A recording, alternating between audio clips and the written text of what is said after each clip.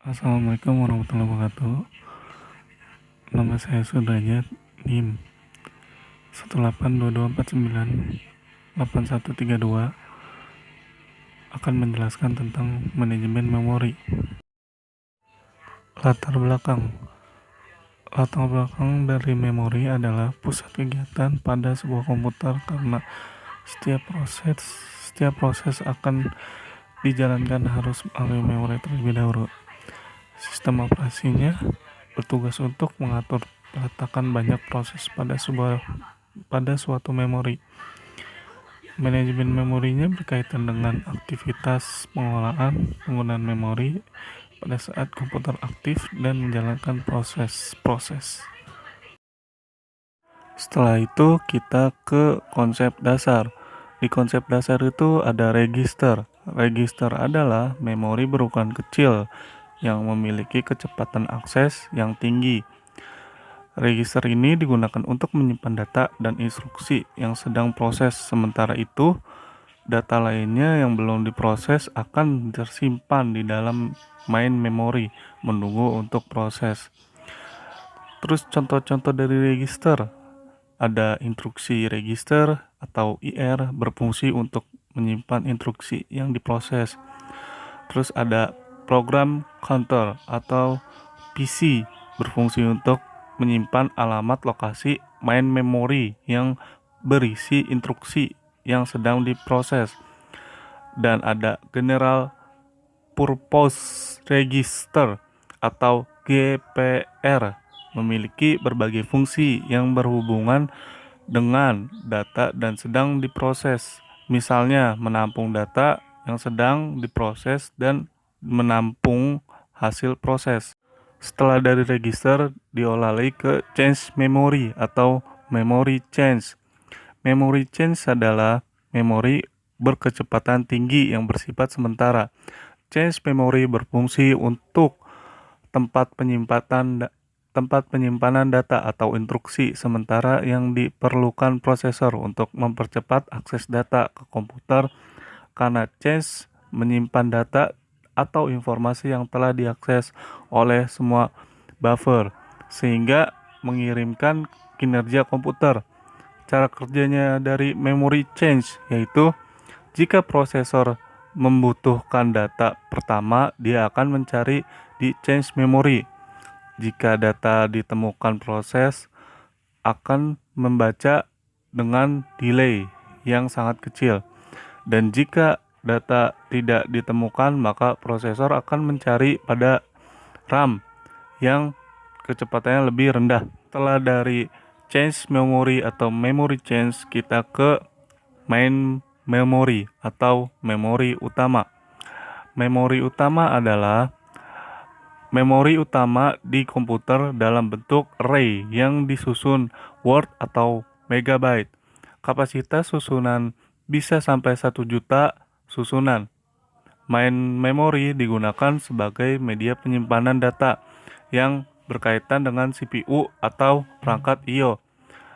Contohnya ada dua jenis, yaitu read only memory atau ROM adalah memori yang bisa membaca. Terus ada access memory atau RAM adalah memori tempat penyimpanan data sementara pada saat komputer dijalankan dan diakses secara acak. Setelah dari main memory, kita ke secondary memory atau memori sekunder. Memori sekunder adalah memori sekunder umumnya berupa disk atau bersifat non-volatile. Kecepatan transfernya jauh lebih lambat daripada memori utama. Untuk mengatasi kekurangan tempat pada ruang memori utama, teknik virtual memory. Tujuan dari pengorganisasian komputer ini adalah satu, meningkatkan kecepatan akses kode instruksi dan data oleh prosesor. Dua, mengurangi waktu menganggur atau idle prosesor. Dan tiga, memperbesar kapasitas penyimpanan sistem memori komputer. Secara umum, semakin bawah tingkat pada hierarki organisasi komputer, maka harga persatuan byte semakin rendah, kapasitas penyimpanan semakin besar, frekuensi pengaksesan semakin kurang dan kecepatan. Tahapan pemrosesan user program. Di sini ada 3 tahapan, yaitu compiler time. Compiler time adalah titik di mana suatu program dikonversi dari kode sumber ke kode mesin secara harfiah waktu kompilasi. Terus ada load time, waktu yang diperlukan oleh browser untuk menampilkan website secara keseluruhan. Dan terakhir adalah eksekusi time. Binding harus ditunda sampai waktu proses berjalan selesai. Jika pada saat dieksekusi proses dapat dipindahkan dari satu ke segmen lain dalam memori. Relokasi dinamik menggunakan register. Alamat logika adalah alamat yang di-ungrade di CPU yang disebut juga alamat virtual. Alamat fisik adalah alamat yang terdapat di memori, perlu ada penerjemahan atau translisi dari alamat logika ke alamat fisik. MMU atau Memory Management Unit adalah perangkat keras yang memetakan alamat logika ke alamat fisik. Dalam skema MMU adalah sebagai berikut. Menyediakan perangkat register yang dapat diset oleh setiap CPU. Setiap proses mempunyai data set register tersebut disimpan di PCB. Base register dan limit register. Harga dalam register, base atau relokasi ditambah ke setiap address. Proses user dapat saat run di memori. Program user harus berurusan dengan address logika saja. Dynamic loading. Dynamic loading adalah suatu root tidak di-load sampai dipanggil. Semua root disimpan pada disk sebagai format relocatable load. Mekanismenya dasar, yaitu 1. Program utama di-load dan dieksekusi. 2. Pada saat suatu root butuh memanggil root yang lain, maka pertama root dipanggil mengecek apabila root yang membutuhkan sudah pernah diambil. Jika belum, maka root yang dipanggil tersebut akan diambil dialokasikan ke memori utama. Dynamic linking. Dynamic linking adalah sama dengan dynamic loading karena pada saat loading, linking ditunda sehingga waktu dieksekusi program pada user tidak perlu menduplikasi sistem library karena 1. Sistem library dipakai bersama. 2.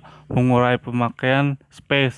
Suatu rutin library di memori digunakan secara bersama untuk kumpulan proses. Contohnya seperti Windows 32. Mekanisme menggunakan stub atau potongan kecil yang mengindikasikan bagaimana meload library jika root tidak tersedia saat itu. Overlay. Overlay adalah suatu teknik pemrograman yang berfungsi membagi program yang besar menjadi bagian yang kecil sehingga dapat dimuat secara parsial ke dalam suatu pack memori yang berukuran lebih kecil. Contohnya sebagai berikut gambarnya. Apabila semua diletakkan di memori memerlukan 200K. Jika hanya tersedia tempat 150K, proses tidak dapat dijalankan. Pas 1, pas 2 tidak perlu berada di memori pada waktu yang sama. Dengan menggunakan overlay, rutin dibagi dalam 2 overlay. Overlay A adalah table simbol, rutin umum, dan pas 1 atau membutuhkan total 120K. Dan overlay B terdiri dari table simbol rutin umum dan pas 2 membutuhkan 130K.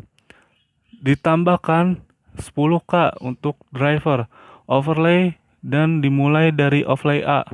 Setelah selesai dijalankan overlay B dengan mengganti tempat dari overlay A. Swapping. Swapping adalah suatu proses dapat di-swap secara temoray keluar dari memori dan dimasukkan ke backing story dan dapat dimasukkan kembali ke dalam memori pada eksekusi selanjutnya. Di eksekusi ini ada backstory disk dan roll out, roll in. Backstory disk adalah cepat yang cukup besar untuk mengkomodasi copy semua memori image pada semua user, menyediakan akses langsung ke memori image, dan roll out roll in atau varian sweeping yang digunakan dalam penjadwalan prioritas. Proses dengan prioritas rendah di swap out sehingga proses dengan prioritas tinggi dapat di load dan dieksekusi.